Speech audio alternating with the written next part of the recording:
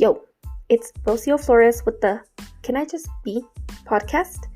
Today I want to talk to you guys about, I wanted to talk to you guys about finances because I mentioned that in the My Story podcast. And I kind of realized that while I want to talk about sort of how we've made decisions or a journey of like surrounding things like money and finances and economics or, those kind of decisions, like from going from our decisions of how we chose our career to, how I decided to start trying to do things online, etc. But I realized that a lot of those conversations don't really make much sense without talking about, first and foremost, some of the things that have been barriers or some of the things that have been helpful stepping stones for us to get to where we're at right now. And so instead of talking about finances per se or going into any of those kind of details, I want to talk about this idea of obligation, false expectations, privilege, and opportunity.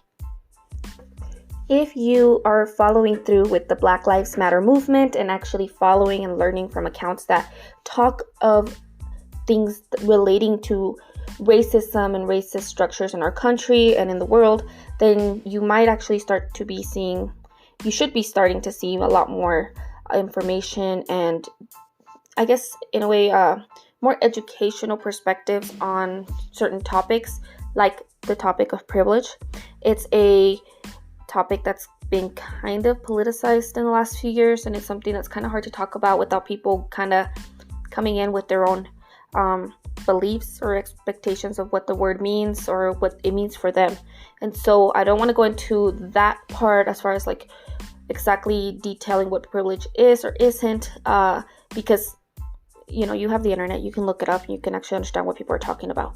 More than anything, I guess I've been seeing a lot more posts that do a really good job of showing stories or a really good job of showing like examples.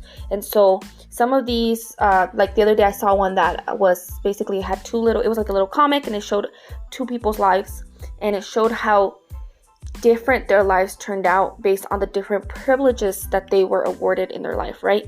And it's two very normal people in the picture. And as I was reading it, it just made me think of me and my husband, Tony, because, we had very different upbringings, very different lifestyles. I would definitely not consider either of us as being like overly privileged people or, some of the things that I think of as like, oh my gosh, like this is a big deal. Some people are like, oh my God, you're so poor. So I know that like definitely there's a lot of judgment when it comes to what people consider a privilege or an opportunity or even any kind of like positive versus negative financial decision or financial, just obligations and whatever it is that there's an expectation of what we should or shouldn't do with money or how we do or don't make decisions about our life. A lot of it, it's hard to talk about with people without them having an understanding of where you're coming from, where you started, and what kind of got in the way or what kind of helped one person get to a place without, with or to another, etc.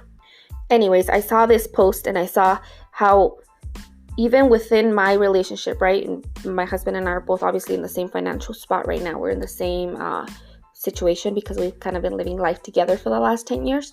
But even within our own experiences, I noticed that there was a really big difference in how we came up, in the decisions we had to make, and what kind of got in the way as far as each of us making each decision. And honestly, I'm like very grateful because I've benefited a lot from the privileges that he's had. And in a way, he's benefited from the opportunities I've had to take on or the responsibilities that I've had to take on.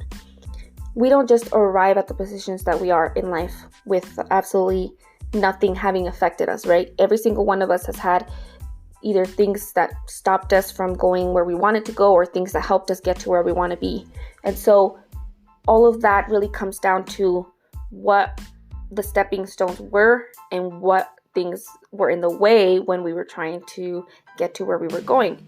Some of us take turns that other people don't. And some of us wanted to take turns that we couldn't take. And so, a lot of those things play into how people end up where they are in life.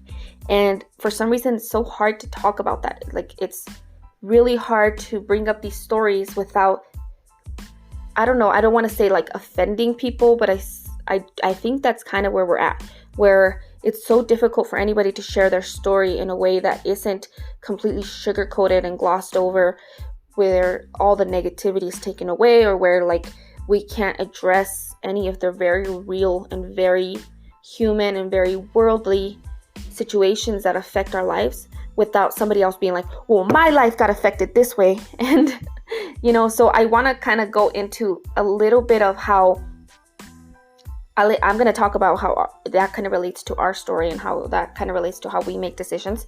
Because I think if anything, we just need more stories out there of real people and kind of how they made decisions, or how they manage these situations, or how privilege or non-privilege, or how any of these situations have either helped or hurt people along the way. Because I think that the more that we talk about these things and we just normalize these conversations, it's going to make it easier for anybody just starting out their life, anybody who's trying to make a decision, for them to be able to recognize that, one, they are either struggling with barriers, and that there are ways to overcome certain barriers, and there are other barriers that need to be broken down. Also, on the other hand, a lot of us have had a lot of really big opportunities that are not afforded to everyone, and we have to be cognizant and recognize the fact that that isn't something we can expect of others, nor something, for some, it should, like for us, we could say like should not be expected of us.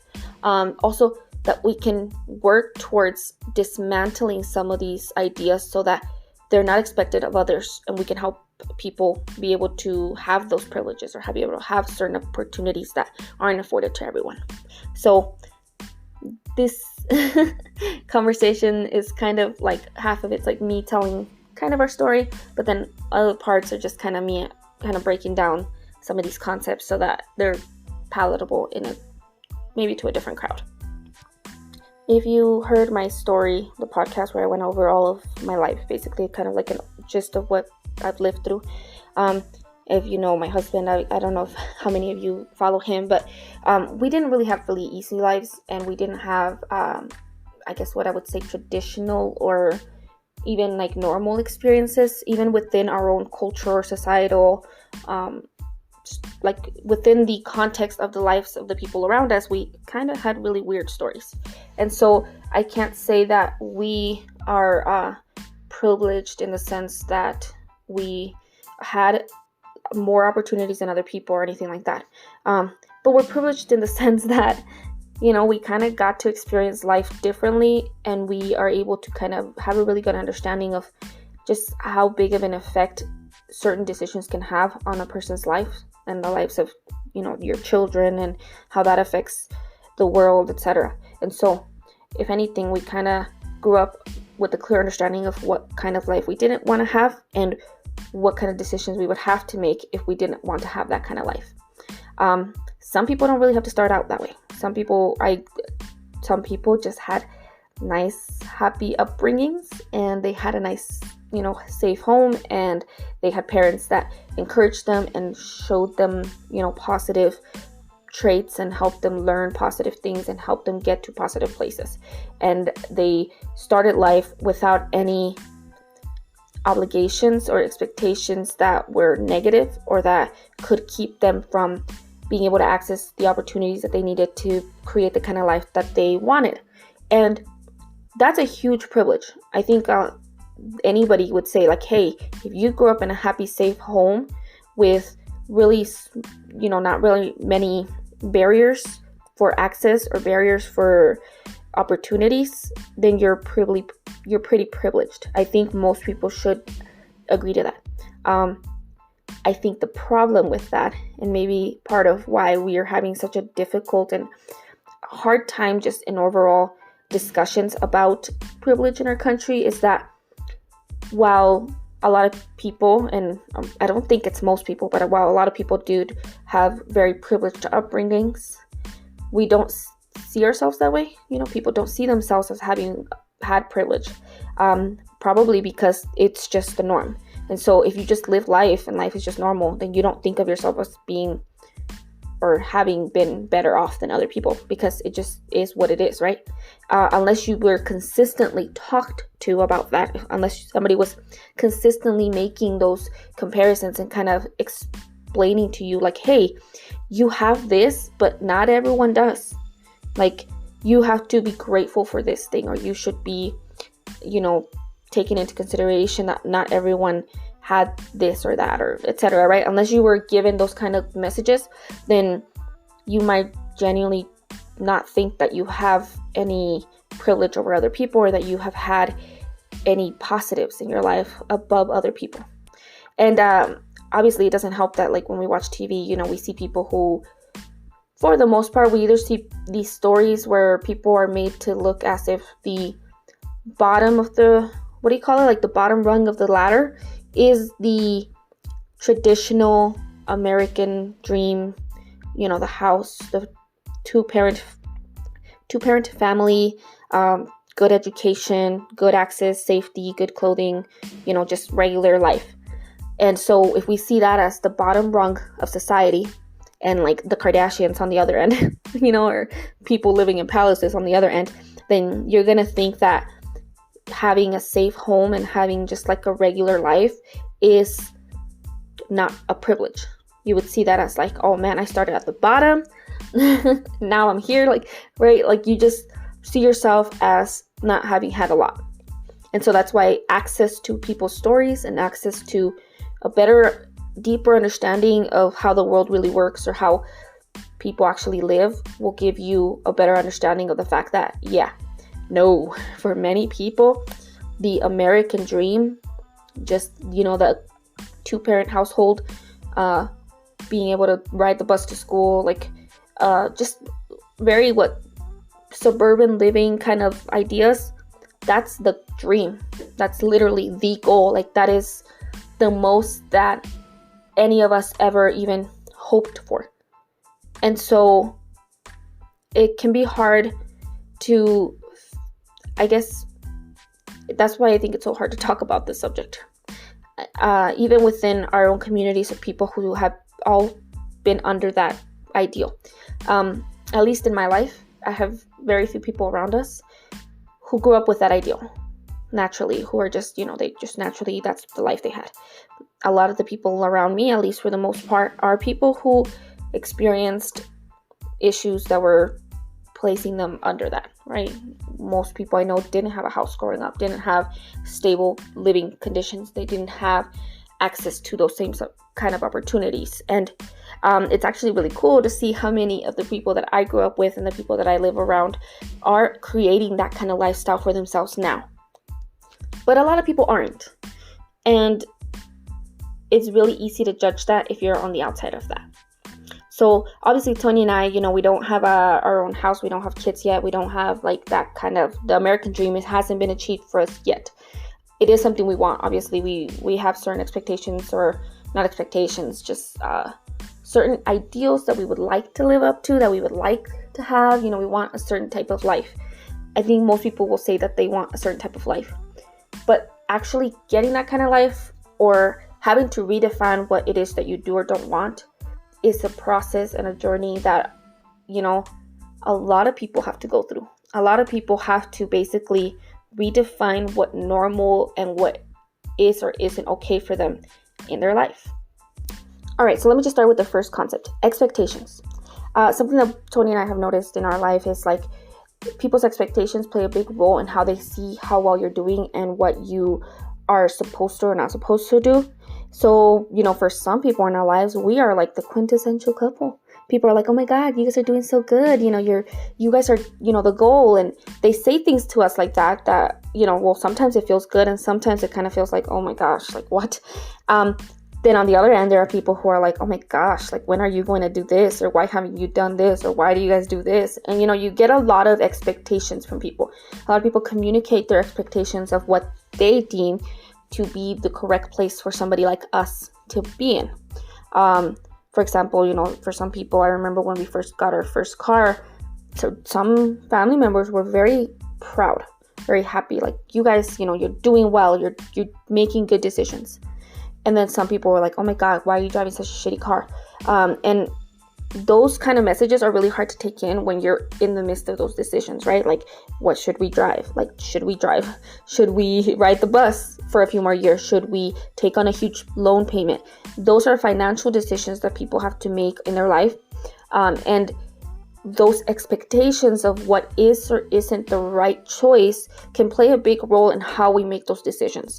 And whether you're doing it consciously or not, we are taking on those expectations, either that are set by the people in our lives, that, you know, our parents, our friends and family, the people that we go to school with, the people that we work with.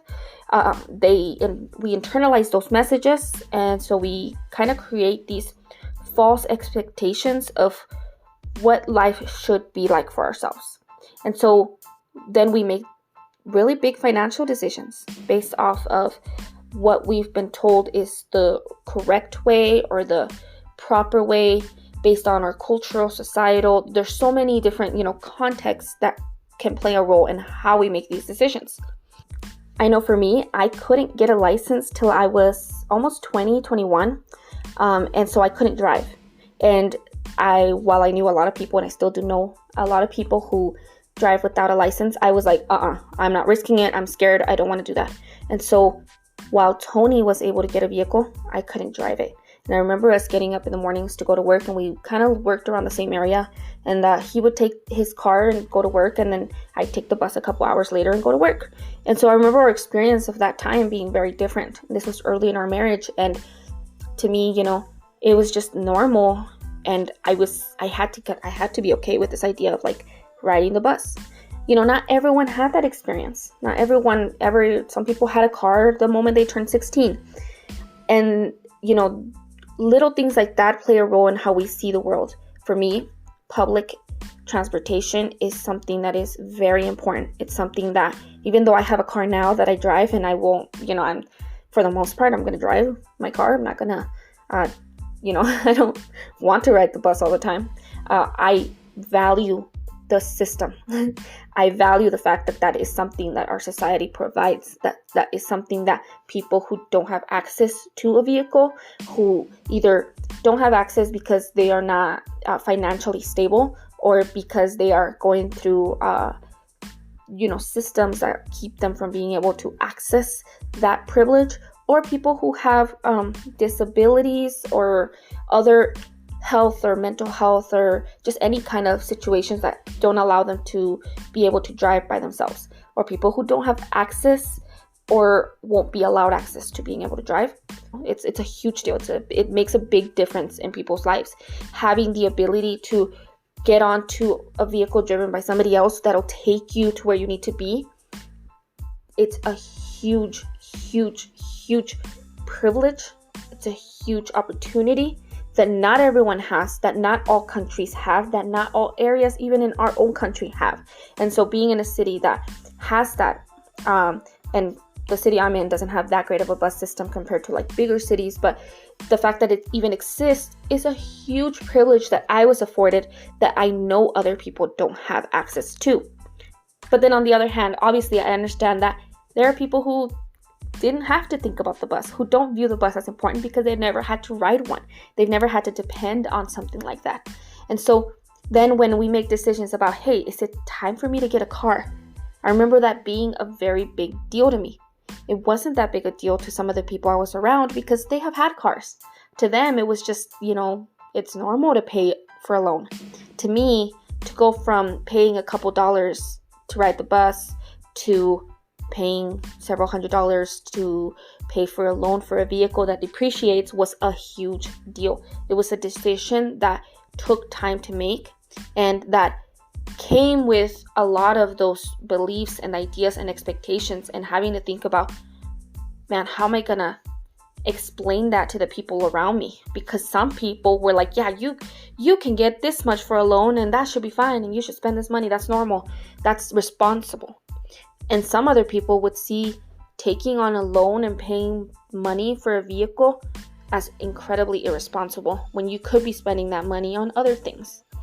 And so that's just one of those, example of how these ideas make a difference in how we make these decisions and how you will step forward into what is the right decision for yourself. cultural and societal expectations and obligations also play a big role in how we make decisions when it comes to finances, or when it comes to our career and our education, and just in general, like, will you work or not work when you're married? Will you take on an entry-level job or an internship, or will you be expected to make a certain amount in order to take care of your family in a specific kind of way? A lot of people don't have to make these kinds of decisions, and some people kind of just fall into the paradigm that has been set in front of them, and that is just considered the norm. For example, for me, I had to take in several things into consideration. One, my cultural context is that I am a Hispanic person. I'm a Hispanic immigrant, but I am a Hispanic immigrant living in an American society. Now, let's just say that some people see me and Tony and they're like, well, you're both brown, so you're both the same. And it's not the same. His context is very different. While he comes from a Hispanic heritage, the Hispanic culture is not the same as somebody who is a Mexican immigrant, first generation, whose parents actually grew up in Mexico, right? People who lived in a Mexican society are going to have very different expectations of what is and isn't normal versus somebody who grew up in an American context.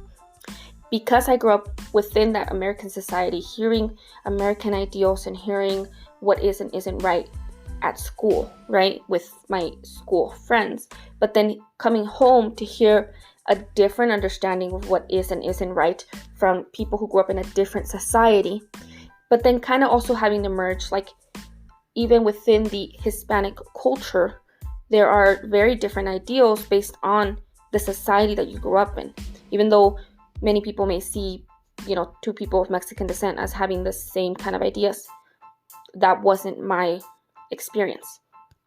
I grew up with this idea that, like, once you're an adult, it's your turn to take care of your parents, and there's an expectation that once you are 18, you make money, that money goes towards your parents, or there's an obligation to take care of your parents. On the opposite end, in American culture, at least within the context of the people that I've known, the ideal that your parents are still very much able to, or should be able to, take care of you financially even after the age of 18. That was incredibly different for me. That was a very different idea. That was something that I didn't even know that some people lived that way. That plays a big role in what kind of career or educational, what kind of route you're going to take. Because if a specific education or career route maybe won't pay a lot, but will have a big payout at the end, because then you'll be able to better care for your family, then that's going to be maybe a positive choice to make. On the other hand, if there is a big waiting time, there's a lot of preparation for maybe one day having a big career that can do that, but you don't see a payout long enough, like it's not a payout that will come quick enough, then a lot of people don't make that decision, because then how will they explain not being able to take on that responsibility of caring for their family members when there is such a big cultural expectation that is your obligation? On the other hand, people who don't come from that kind of context will maybe see it as irresponsible for somebody not to choose to go for a career that will have a bigger payout in the end, and they may even see it as, oh, you're making an irresponsible decision, or you're taking the easy way out, or you're being lazy for not being willing to work for less and go for something bigger. There's also the concept of freedom, and like the idea of like having the freedom to have and exercise your own autonomy. That's a really big deal. If for some people that means I don't have to work. I can go to school, I can do an internship, and that's going to provide me more freedom in the long term. It's going to give me a better career. It's going to give me a better opportunity. For others, taking on a more labor-intensive job that maybe doesn't give you freedom right now, and maybe doesn't even have very great career expectations long term, still affords you with that value of freedom, because you get to make your own decisions. You're making your own money. You get to go out on your own, and you don't have to depend on anybody or anybody else's expectations of how your life should be lived. That also plays a role in what kind of opportunities and from whom you will take them. I remember when we first started working, Tony has had the privilege of having family members who have businesses and were able to help him get a job. And that was very different than, for example, me knowing that I could try to go work at my dad's job.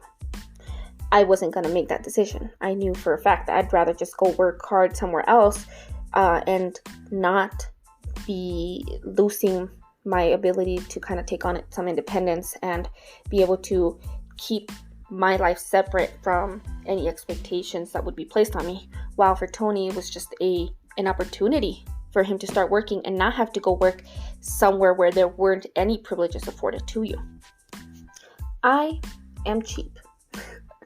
I have a hard time spending money on things that don't somehow signifies a bigger value outside of my own, entertainment or interest. I go for whatever's the cheapest, whatever the most I can get for the best price. I don't really buy a lot of things that are just for the sake of my own fun.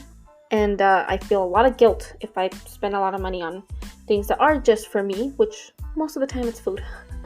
And it's something that I know I've always kind of, I guess in a way, struggled with. It's obviously a conversation to have whenever you're in a relationship to understand how you guys make financial decisions. And again, a lot of that is going to come from your expectations of what is or isn't good or bad. If how you were taught to make decisions about finances or what you saw growing up is going to make a big difference in how you make those decisions. Some people are very frugal. That's kind of how I saw myself. I saw the effects of what it looks like when somebody doesn't make responsible decisions with finances. I've also seen exactly how well somebody can do with very small amounts of money. And so I know that if you just think a little bit and you do a lot of planning and you put a lot of effort into making good decisions, that a small amount of money can go a very long way. On the other hand, I had a lot of guilt associated with any kind of spending that isn't directly related to my obligations. I recently bought new shoes, and actually we've made a lot of purchases recently that I would have considered frivolous in the past, or decisions that I'm like, oh, I don't want to spend money on that. That's not okay to spend money on. And I know you guys have seen memes where they make fun of people who spend money to look rich. So for example, they make fun of hey, you have a room full of billionaires and not a Gucci belt inside. Or you make fun of people who spend money on purses and fancy stuff, right? I mean, it makes sense to have a judgment on people who spend money or who make financial decisions that are very different than yours. On the other hand, you also got to understand that some people grew up with nothing. Some people literally did not ever have the opportunity or the access to having nice things. And so when you make your own money and you're like, I got money, I'm going to spend it how I want to spend it. And for a lot of people, that isn't a irresponsible decision. It is a very, very, very, very purposeful decision that they are going to give themselves and afford themselves the rewards and the fruits of their labor. I'm not on either end of that spectrum. I bought shoes because I hadn't bought shoes in a very long time. And I still went to the store and found the best deal that I could find. It wasn't as much as some people spend on one pair of shoes, and I got a couple. And I also didn't go back to the dollar store and buy myself tennis shoes from the dollar store again. And I had to make a decision because my feet were hurting because I had been wearing dollar store tennis shoes for almost 2 years, and they had holes on the bottom. And I think I understand where on one end there's an expectation on you, right? People will judge you based on the decisions that you make. So if you are buying, I know people buy very expensive shoes or have 20 pairs of shoes. People are going to judge you because you are frivolous and you spend money like nothing, and you are irresponsible, and you could be spending money on giving it to charity or taking care of people or giving it to people who ask you for it, etc. And then on the other end, if you look poor, people think you're poor. And if you are very frugal and you don't spend money, you are cheap and you are selfish and you are, somebody who, you should be doing this or this or this, or you're not somebody who cares for themselves, or there's all these, there's so many ideas and so many judgments placed on people based on the decisions that they make. And for me, I know that has played a huge, huge role in how I make decisions, because I have to weigh every decision on like, oh my gosh, like, what are people going to think?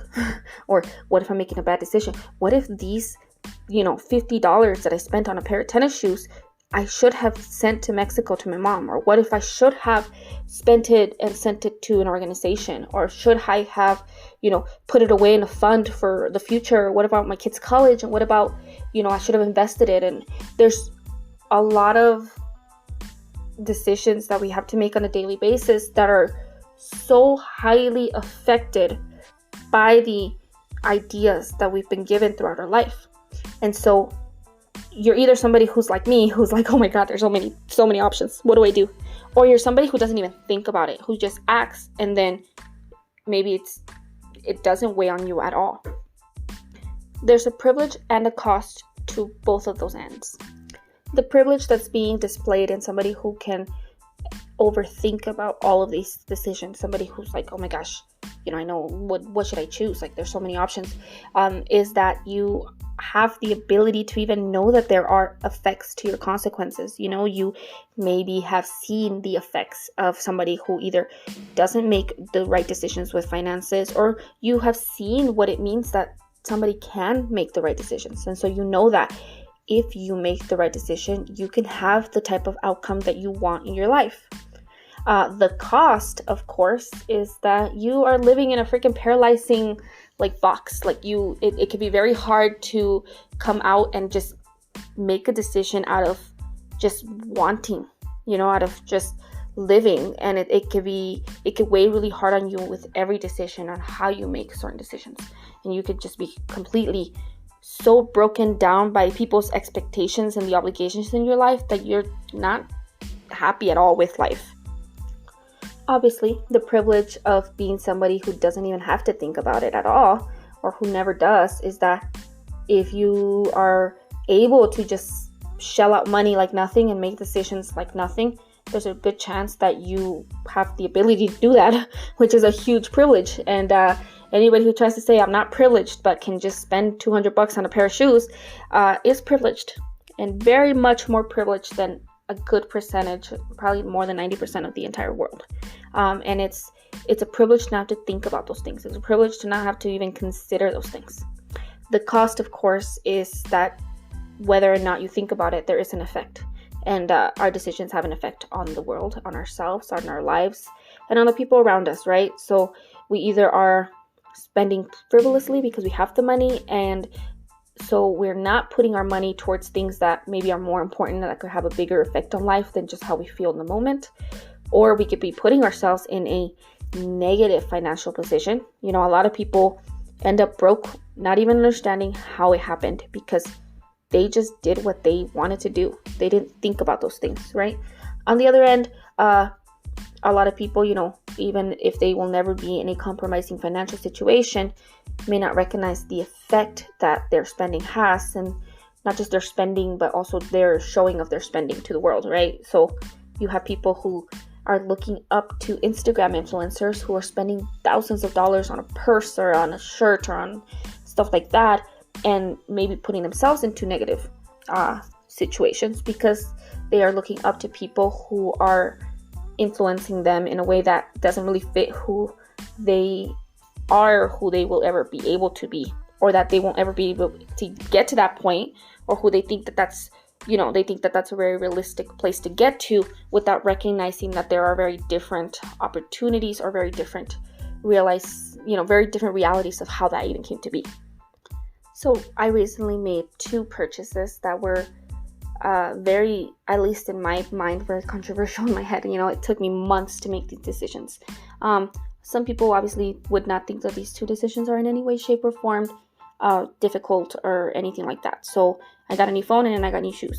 And to me, it was a huge deal. getting a new phone is always a huge deal to me because phones are really expensive. They don't last long. They don't keep value.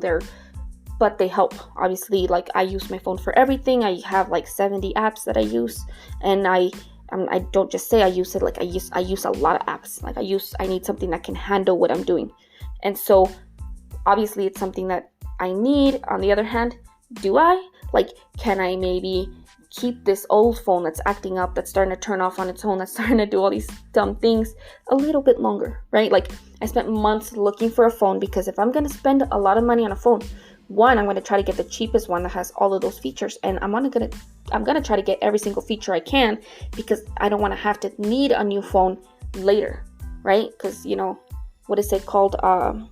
Planned obsolescence, that kind of likes to play a role in our decisions about how we buy things in the world.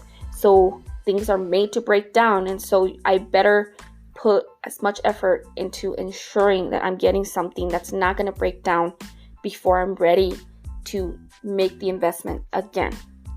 I had very different reactions to me sharing that I bought a new phone. For a lot of people, it's no big deal. They're like, oh, cool, you should have gotten this, because some people, again, they fall under the lifeline of, okay, I just buy a new phone when I feel like buying a new phone.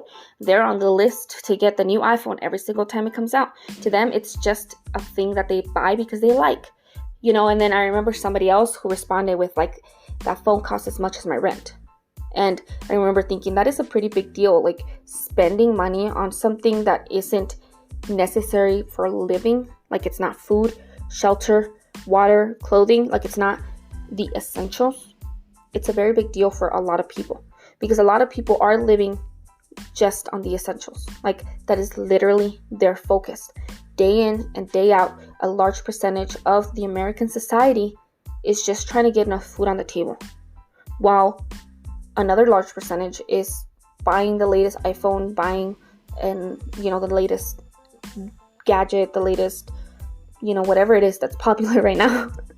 And it's hard to be, I guess, in between those worlds in the sense that it's hard to make those decisions and then hold strong and steadfast to those decisions.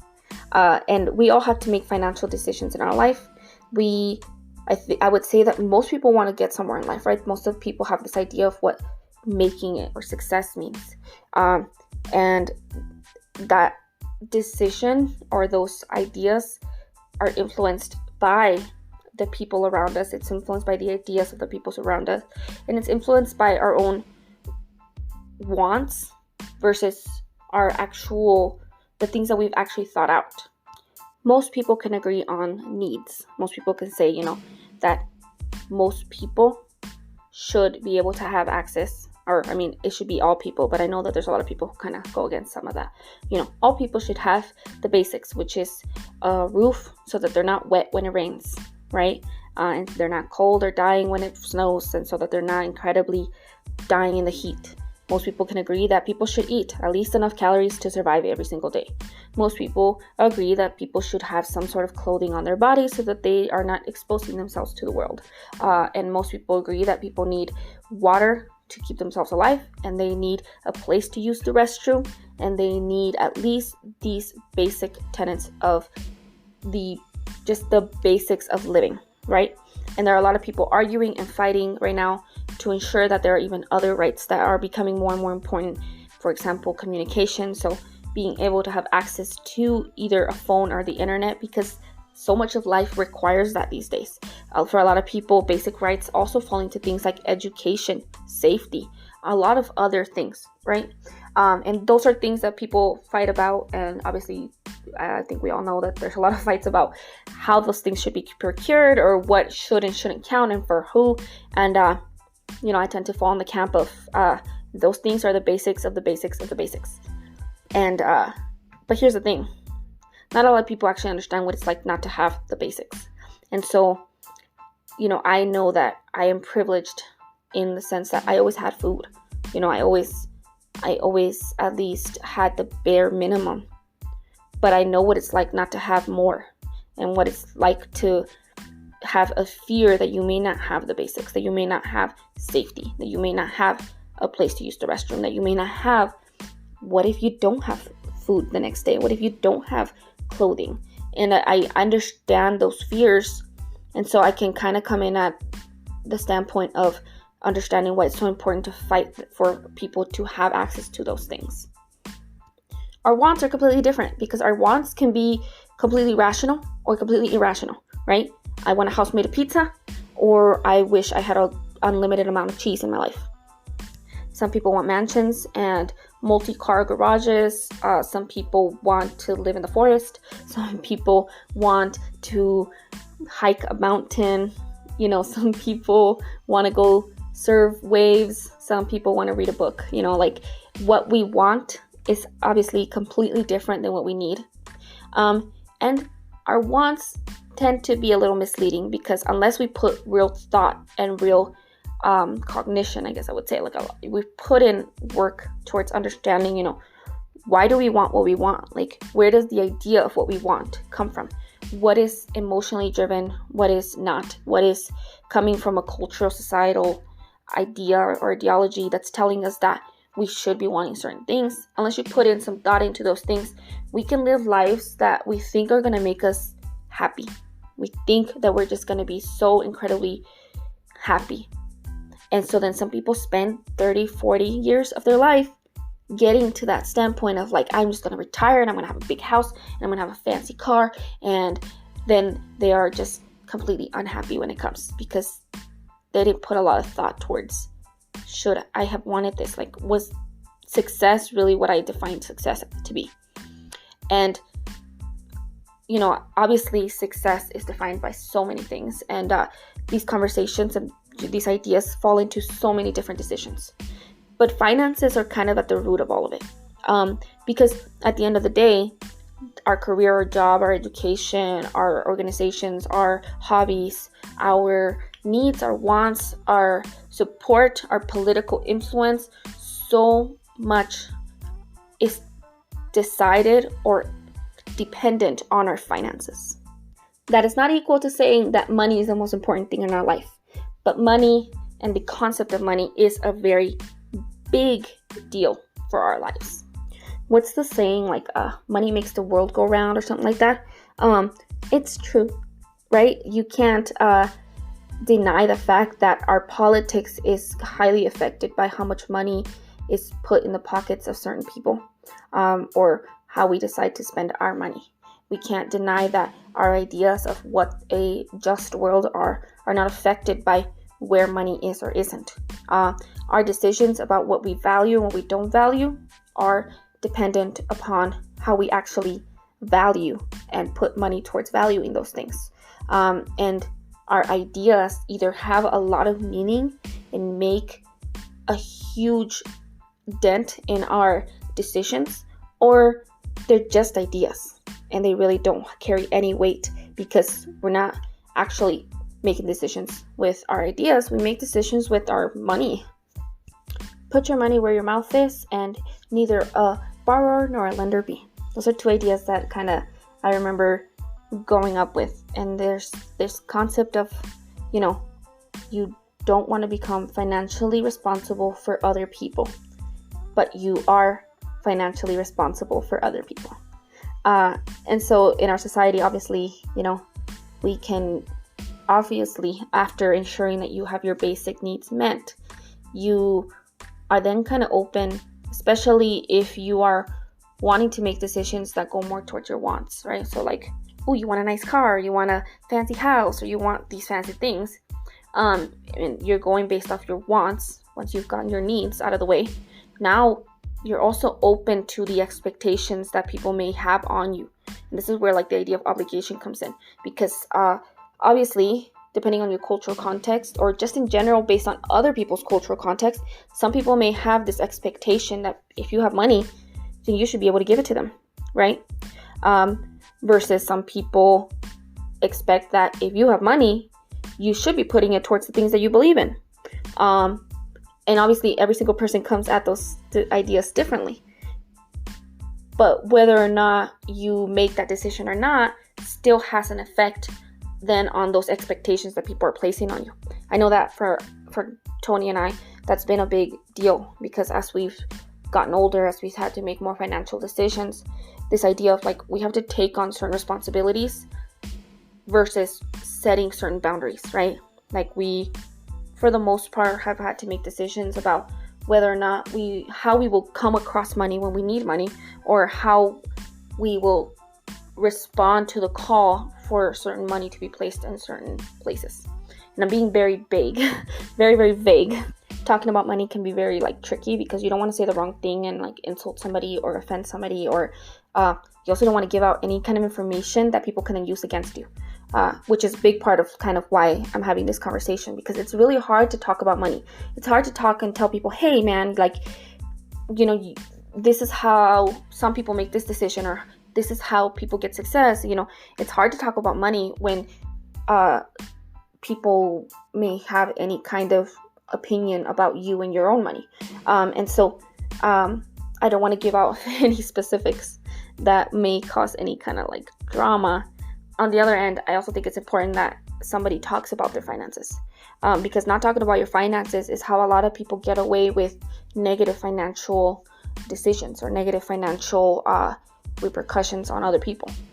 Like a lot of companies have rules that you can't talk about your salary. Well, why shouldn't you talk about your salary? If anything, it's probably because they're doing something shady that they don't want people to know about, right? Like, obviously a company wants to save money, and so you don't want to talk about how much you're spending on each person so that they can't say, hey, I want more money. Because as a business, that makes a lot of sense. You don't want to give more money than you need to. But as somebody who works for the company, you're like, I need more money. Same goes with personal financial decisions. Like I said, as an influencer, if somebody is posting about this $10,000 bag that they're buying, but not disclosing the fact that they didn't actually buy it, that somebody gave it to them, but then telling their viewers or the people that follow them that they should buy it, that obviously has a huge effect on the world, right? Like it's going to have a huge effect on who's gaining and who's getting benefits from that decision versus who is being hurt by that decision. On a more, I guess, personal level, I remember like this where like privilege versus opportunity kind of comes in again.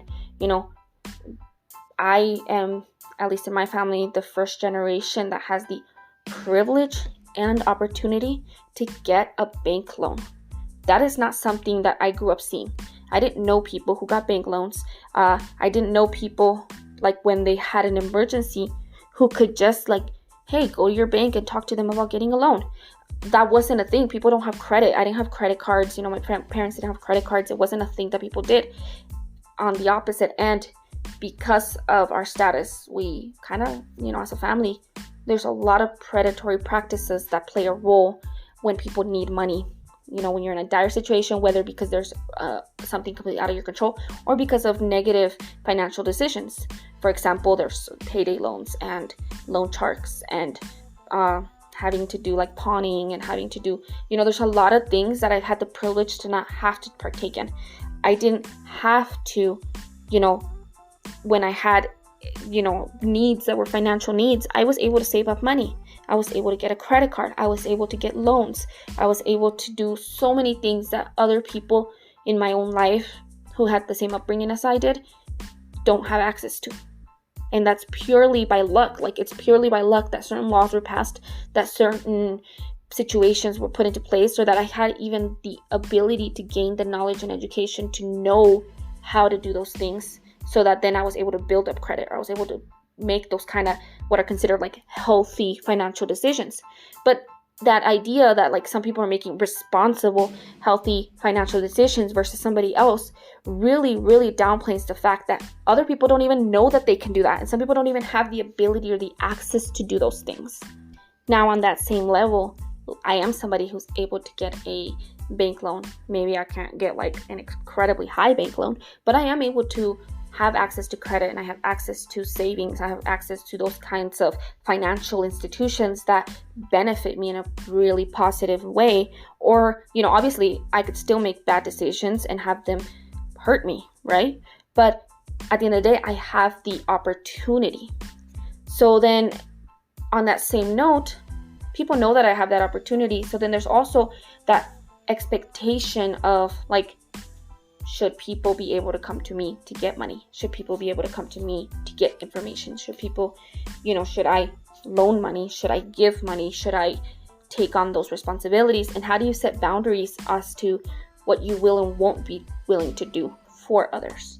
And again, culture and society, those factors play a huge role, because for a lot of people, like, if you are not willing to lend money, you're a shitty person, right? On the other end, some people are like, how dare you lend money? Don't you know that that's irresponsible? That creates rifts in families, that creates rifts in friendships. You should never give money to people. And then for some people, it's like, that is your God ordained like task. You are supposed to give people money. You're supposed to give what you have left over. On the other end, some people are like, no, you should not enable people to make bad financial decisions. You should not be giving people anything that could harm them in the long term. And oh my goodness, like, there's just so many factors that play a role in how you make those decisions. But there's also then obviously the obvious privilege of being somebody in the position to make those decisions versus being the person on the opposite end who has to ask for help. I thankfully haven't had to live a life where we are always having to make ends meet last minute, where we may have to rely on somebody else's privilege in order to get by. I'm obviously very thankful that we haven't had to fall into that.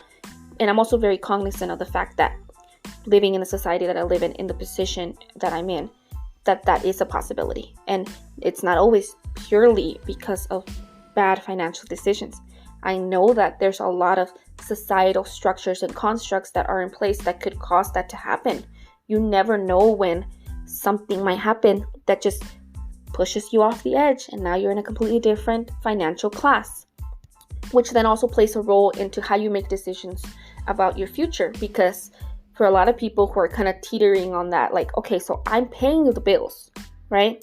And I'm living life in a good way. Like, I'm entertained, I have my wants for the most part, I have things that I like in my life, but anything could throw that balance off. A car crash, a huge financial or health issue, or just in general, like, what if you lose your job? What if your business goes down? What if, there's just so many things that could play a role in how your future turns out.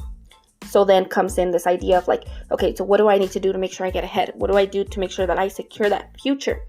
And then you have to, at least for us, we have to balance that idea of like working for the future and ensuring that you're setting yourself for a future that isn't that, or I mean, obviously nothing's impervious to it, but something that just won't leave you completely hanging.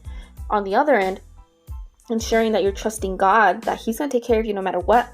So if He says, put your money here, or do this with your money, or give it away, give it towards organizations that need it, give it to people who need it, give it to where I lead you to, that you can trust Him enough that you're going to know that even if that puts you in a kind of tricky situation, you're going to get through it. So again, the conversation is kind of, a little iffy, because there's so many different things that kind of play a role in how people make decisions about their finances. I think it's a lot easier to give a one-tone answer to anybody asking questions of how they should make decisions. Especially with coaching, I know that, sometimes people are having financial issues, and it's not easy to just tell people like, hey, you want to do this? Do this. I don't like that. I think that it needs to be taken into consideration that everyone's position and their ideas and their beliefs, their obligations, their responsibilities, their expectations, the privileges that they have and the opportunities that they have all play a role in how they can move forward. I know to me, it's always felt kind of silly to think that like money has played a role in my life.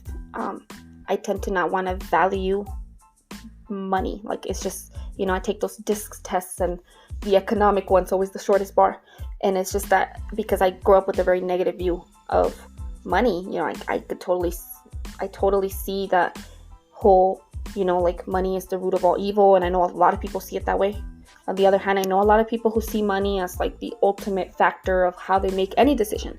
And so then in any case, money's a huge deal, right? And so while I don't want to say that money is the factor in which I live my life, because I most definitely don't like that, it is a huge factor.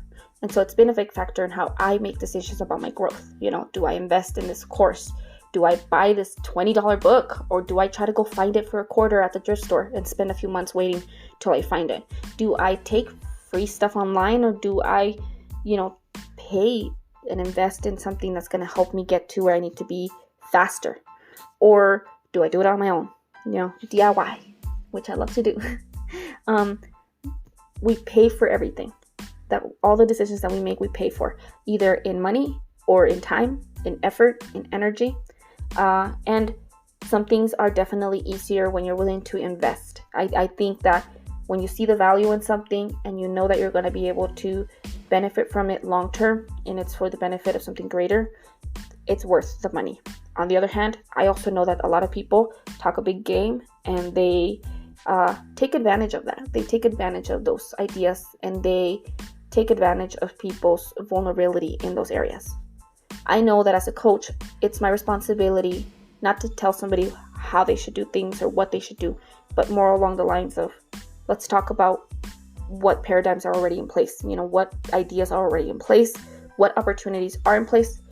And sometimes it's a matter of recognizing what privileges have already been awarded and afforded to you, and then working and building on those stepping stones you have in order for you to then decide how you want to push past barriers, or how you want to make the decision to break them down. As a coachee, if you're somebody who is being helped by somebody, be open about those things so that you're able to push past this, so that finances are not a barrier. Because money may be a barrier, whether or not you have $20 or you have $200 makes a huge difference. If somebody has $200 million, that's a very, very, very, very different life than somebody who only has $20. And so it makes a huge difference. But the ideas and the concepts of finance, the concepts around economy, money, all of that, cha-ching, all of that, all of those ideas and the ability to talk about those ideas and the abilities to, kind of explore those ideas should not in themselves be the barrier. Hopefully just listening to this, you kind of get, maybe for some of you, you're like, oh my God, that is part of why I've made those decisions. Like, oh, I totally understand that. One time I really wanted to give money to this person, but, I felt bad and I didn't. Or, oh gosh, I remember when my friend got mad at me because I didn't give him $20. Or maybe you spent some money you shouldn't have spent. Or maybe you were feeling guilty for spending some money, but you had a great time and you wish that guilt hadn't stopped you from whatever, right? So whatever it is that you've made decisions about, maybe you're recognizing the fact that there's just a lot of factors that play a role. On the other end, maybe this is the first time you've ever heard about these things, and you're somebody who falls more on the line of, I just hadn't had to think about these things. But maybe now, as either, because you're a leader in your life, regardless of whether or not you know this, somebody looks to you. And so whether you're a parent or you're a coach or you're a health practitioner or you are a politician or you are somebody who's in any kind of leadership position, if you've never thought about these things, but you've been talking about money, I think you need to take into consideration that you got to think about these things. You have to take them into consideration, because the people around you, whether or not they tell you, whether or not they are even aware that these things can affect them, they're still being affected by them. And so it's so easy to judge somebody and be like, well, why are they not, my gosh, they're so dumb. They spent $20 on a McDonald's, but they couldn't buy a book. Or you're judging somebody for only giving a certain amount of money to their church. Or you're judging somebody for, buying expensive shoes versus somebody not paying their rent. It's hard to step outside of that judgment and step outside of like, okay, why are people making these kinds of decisions that seem so irrational to me? And step into, what is their rationing and what is my rationale? Like, how did we come to these decisions that are so different? And how can we come together to make decisions that are our own and that make sense? All right, I'll stop talking now. Let me know what you think. Let me know if you have any stories about money in general or any of these other concepts. And thank you guys so much for listening. If you, I have let me not forget, I have entire resource lists that relate to personal finance, and I'll also put the small business resources because some of those have to do with money as well, and all of my other resource lists. And thank you guys so much for listening. I hope you have a wonderful day and be blessed. Peace out.